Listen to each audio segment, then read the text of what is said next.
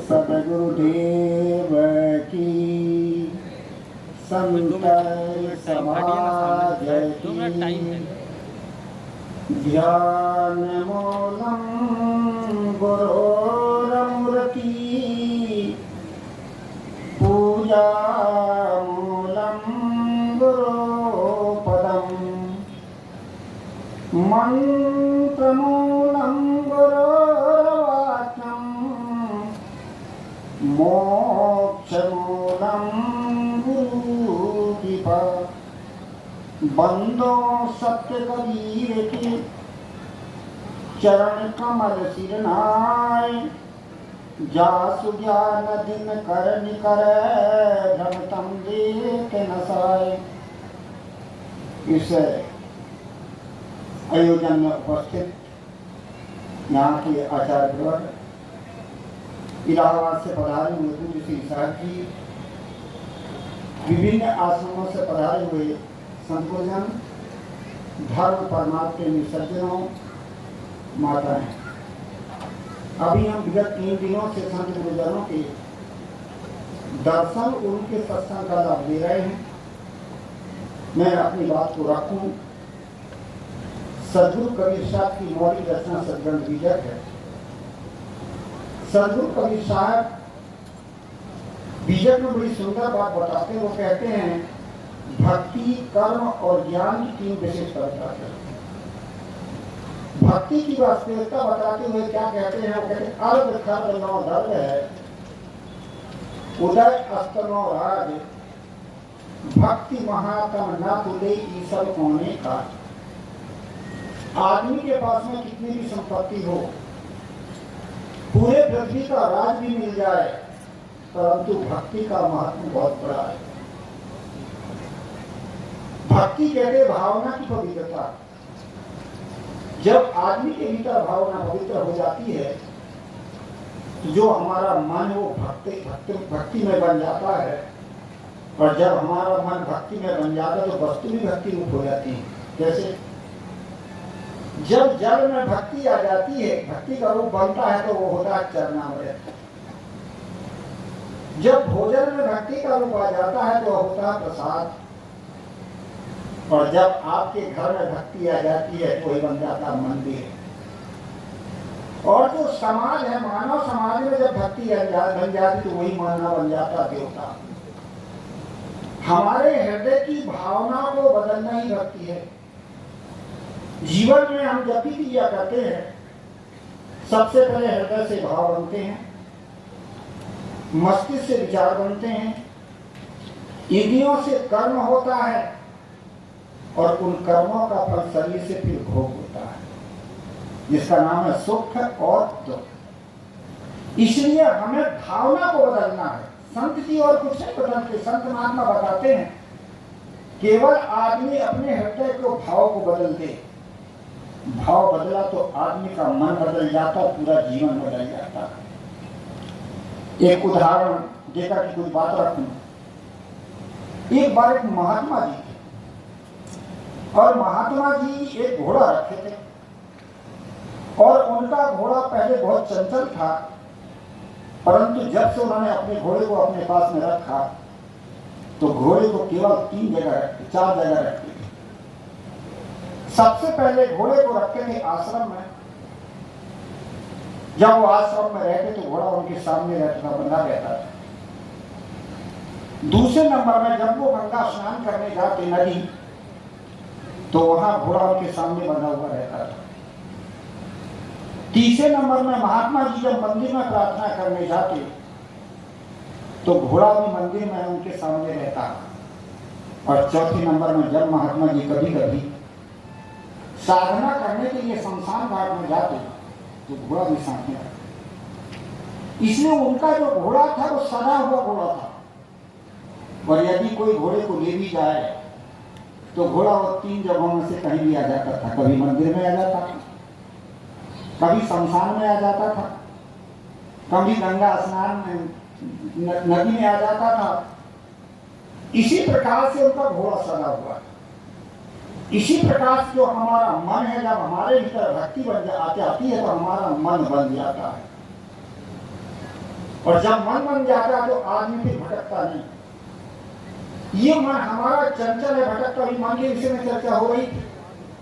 सदगुरु कबीर भी बड़ी सुंदर बात बताते हो, कहते मन साया मनसा लहरी, बूढ़े बहुत अचेत, कहाँ ही कबीर ते बाँची हैं जाके हृदय विवेक। सदगुरु कबीर कहते कि ये मन एक समुद्र के समान है, इसमें अनेक प्रकार की इच्छाएं कामनाएं रूपी लहर है, और उस लहर में कौन डूबता है? जिसके पास विवेक और समझदारी और भक्ति नहीं हुआ है, और उभरता हुआ है जिसके पास विवेक हो, भक्ति हो, ज्ञान हो। इसलिए हम अपने मन को कंट्रोल में रखें। कहाँ रखें? सबसे पहले आश्रम, अपने आप में मन को ठहराएं। हम देखे हैं, सुने हैं, भोगे हैं, जो भी हमारे जीवन में क्रियाएं होती है, वही तो मन घूमता है। जागृत में हमारा मन चलता है, स्वप्न अवस्था में भी आपका मन चलता, स्वप्न देखते हैं, और एक अवस्था आती गमना गमन अवस्था, उसमें भी आपका मन चलता, जैसे संस्कार इसको लेकर के चला जाता है। इसलिए हम अपने मन को अपने आप में शांत रखें। मैं मंदसौर में प्रवचन दे रहा था, उस प्रवचन के दौरान मैं बार बार कह रहा था कि अपने में ठहराओ, अपने मन को अपने में ठहराओ, अपने मन को अपने राम में ठहराओ, अपनी आत्मा में ठहराओ। एक बूढ़ी माता थी, बूढ़ी माता सत्संग के बाद आई और कहा, गुरु जी आप कहते कि अपने मन को अपने आत्मा में ठहराओ, अपने राम में ठहराओ, अपने चेतन में ठहराओ। वो राम और आत्मा क्या चीज? मैंने कहा, माता जिसकी सत्ता से शरीर चल रहा है वही चैतन्य है, वही रमने वाला राम है, वही अपनी आत्मा है। क्या गुरु जी समझ में नहीं? अब कैसे ठहराए? मैंने सोचा कि ये माता परिवार समाज में रहने वाली, गंभीर प्रसंगों से इसको यदि समझाऊं तो नहीं समझ पाएगी, जहां रह रही वही बात बताऊं। मैं उस माँ से कहा, माता बहुएं कितनी है? क्या गुरु जी 5। मैंने पूछा कि बहुएं कैसी हैं? तब तो बूढ़ी माई खबर उठी और बोलने लगी कि गुरु जी बड़ी हरामजादी है। मैंने कहा बस गड़बड़ हो गया। जहां हमारा मन बहकता है बस वही तो हम बात भटक जाते हैं। इसलिए कहा जाता है कि हम अपने मन को अपने में ठहराएं। इसी को हमारे संत गुरुजन ध्यान साधना अभ्यास इसीलिए कराते हैं। व्यवहारिक जीवन में भी हम अपने मन को अपने में ठहराएं, नहीं ठहरा पाते। दूसरे नंबर में हम भक्ति का, गंगा स्नान का अर्थ होता है ज्ञान विचार सत्संग, बोध विचार में मन को ठहराएंगे। सत्संग में मन को लगाओ, बोध वैराग में मन को लगाओ, कुछ ज्ञान का चिंतन करो, कुछ संतों की बातें उसमें मन को लगाओ। इसी प्रकार से गंगा स्नान। तीसरे नंबर में मंदिर का अर्थ होता है भक्ति भाव, प्रेम। हम अपने मन को भक्ति में लगाएं, भावना में लगाएं, संत और प्रेम में लगाएं। इसलिए हम अपने मन को भक्ति में भी लगाते, सद्भावना में लगाते हैं तो मन बन जाता है पवित्र। ये मन तो शीतल भया, ये मन ठंडा हो जाता है भक्ति भाव से। आज हम भक्ति नहीं कर पाते, और भक्ति यदि करते तो किसी चीज कर करते हैं? हम भक्ति जो करते हैं वो पदार्थों की करते हैं। ठीक है, पदार्थ भी देता है हमें, एक देवता पदार्थ भी है, पर वो केवल उपयोग का देवता है। भक्ति किस लिए की जाती है? प्राणी के प्रति जो भक्ति की जाती है इसका नाम है उपासना। हम प्राणियों के प्रति सद्भावना रखें, प्रेम रखें, प्राणियों के प्रति हम अच्छा भाव रखें, वही हमारी भक्ति। और हम प्राणियों के प्रति भावना नहीं रखते। मैं अभी वही बता रहा था कि जब हमारा मन मानव प्राणी में आ जाता है तो वही मानव प्राणी हमारे बन जाते देवता। पौराणिक कथा के आधार पर आप लोगों ने सुना होगा 33 कोटि देवताओं की बात, कि 33 कोटि देवता। ठीक है, उनकी भी बात है कि पहले वो महापुरुष रहे होंगे जिनको हमने देवता के रूप में माने थे। आज भी महापुरुष हमारे सामने नहीं है, परंतु उनके प्रति हमारी सद्भावना हो, वही हमारे देवता बन सकते हैं। और आज हम अलग से देवता मान के बैठे हैं तो वो हमारी समझ की थोड़ी सी कमी है। और यदि कहो कि सच्चा देवता होना भी मानव प्राणी है, जिससे आप संपर्क बनाते हो, कुछ लेते हो, कुछ देते हो, कुछ व्यवहार रखते हो, ये मनुष्य तो रखते हो। इसलिए मनुष्य ही सच्चा देवता हो, यही 33 कोटि देवता है। जब किसी से आप संपर्क जोड़ते हो तो मनुष्य से जब संपर्क जोड़ते हो तो फिर नाते बनाते हो। दादाजी, मामा जी, भैया जी, काका जी, गुरु जी, मित्र जी, ये मनुष्य के नाते बनाए जाते और मनुष्य सच्चा देवता, स्वेच्छा से देने वाला प्राणी केवल मानव है। ऐसे में एक जगह कह रहा था कि देने वाला प्राणी मानव। एक सज्जन कह रहे थे, गुरु जी ये गाय भैंस 4-4, 6-6, 8-8 लीटर दूध देते, कहीं देवता नहीं, कहीं देवता नहीं, इनसे आप लेते हो, मार के, पीट के, लोभ देके, भय देके, अपने स्वयं इच्छा से देते नहीं। सच्चा देवता देने वाला केवल मनुष्य है, और मनुष्य ही आप संपर्क जोड़ते हो, मानव से ही आपका व्यवहार होता है, इसलिए मनुष्य सच्चा देवता। कितना 33 कोटि देवता है। ये मनुष्य के 33 नाते बनाए जाते हैं। कैसे बनाए जाते हैं? सबसे पहले मातृ कुल के 6 नाते होते हैं। दादा दादी, चाचा फूफा, दादा दादी, चाचा फूफू, चाची, ये जो है 6 नाते होते हैं मातृकुल के। पितृकुल के और 6 नाते होते हैं मातृकुल के, नाना नानी, मामा मौसी, मौसा और मामी। फिर 6 नाते होते हैं अपने पिता के, माता पिता, भाई बहन, बहनें और भौजाई, 18 हो गए। फिर 6 नाते होते अपने पुत्र पुत्री, बहू दामाद, पुत्र पुत्री, बहू दामाद, पति और पत्नी, कितने हो गए? 24। फिर 6 नाते होते अपने पुत्र के, बहू बेटा, नाती नती, नतिया दामाद, नतिया, और कितने हो गए? 30। गुरु शिष्य और मित्र के 33 कोटि देवता। यही तो मनुष्य है। मनुष्य सच्चा देवता, इसलिए मनुष्य के प्रति सद्भावना, प्राणियों के प्रति सद्भावना।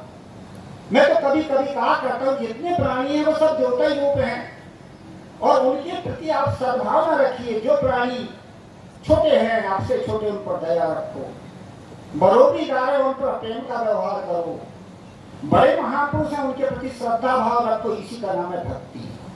मैं बता रहा था कि हमारी भावना को हम बदल दें, हमारा पूरा जीवन बदल जाता। संत गुरुजन हमें क्या देते हैं? ज्ञान देते हैं, उसके द्वारा हम अपनी भावना को बदल देते हैं। इसलिए सदगुरु कबीर कौन थे? भक्ति, ज्ञान और कर्म के समन्वयवादी थे। उन्होंने भक्ति की महिमा बड़ी सुंदर कही, अर्घ खर्ब लो दर्भ है उदय अस्तलो राज, भक्ति महात्म ना तुले की सब कोने काज।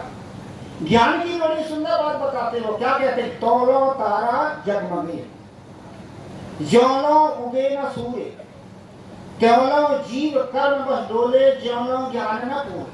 साहब कहते कि तारा कब तक जगमगाता है? जब तक सूर्य का उदय नहीं होता। इसी प्रकार से ये जीव संसार में कब तक भटकता है?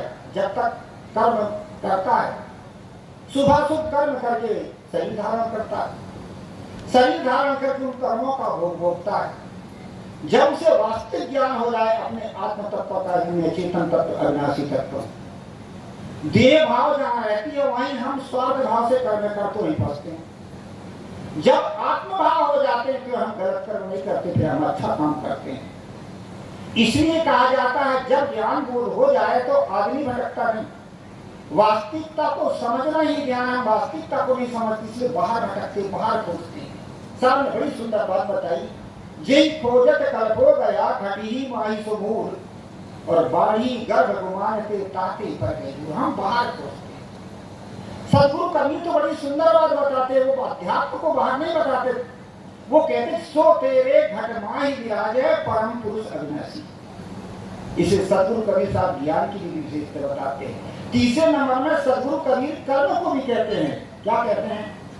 कर बनिया बर आपनी, छाड़ बिरानी आस, जाके आंगन नदिया वहे सो कसमरे प्यास। पुरुषार्थ करो, दूसरे की आशा को छोड़ दो। जिसके सामने पुरुषार्थ है कभी जीवन में दुखी हो नहीं सकता। और प्रारब्ध कर्म की भी बड़ी सुंदर बात बताते। वो कहते हैं कि आपन कर्म न मिटो जाई, कर्म का लिखा मिटे धो कैसे जो जो कोटि सिराए। अपने किए हुए कर्म के जो भोग हैं वो नहीं मिटते, वो भोगने पड़ते। और आज उन कर्मों को मिटाने के लिए हम कई प्रकार के चीजें बना रखे कि हमारा कर्म साफ हो जाए। पूजा करो, पाठ करो, जप करो, तप करो, ठीक है, साधना है, ये साधना है। परंतु हम चाहते कि पूजा पाठ से हमारा सारा पाप दूर हो जाए। 2 अगरबत्ती ना पाप आदमी साफ करना चाहता। इसके लिए हमें सद्गुरु संतों का ज्ञान और बोध की विचार की जरूरत है। मैंने प्रसंग उठाया था कि सद्गुरु कबीर साहब भक्ति, कर्म और ज्ञान तीनों के समन्वयवादी महापुरुष थे और उन्होंने हमें सही दिशा दी। थोड़े समय मुझे बोलने का मिला, समय पूरा होने जा रहा है। इस सम्मेलन में आप हम सब उपस्थित हुए, आप सभी को शुभकामना धन्यवाद देते हुए, शुभकामना देते हुए मैं अपनी वाणी को विराम दूं। बोलिए श्री सद्गुरुदेव की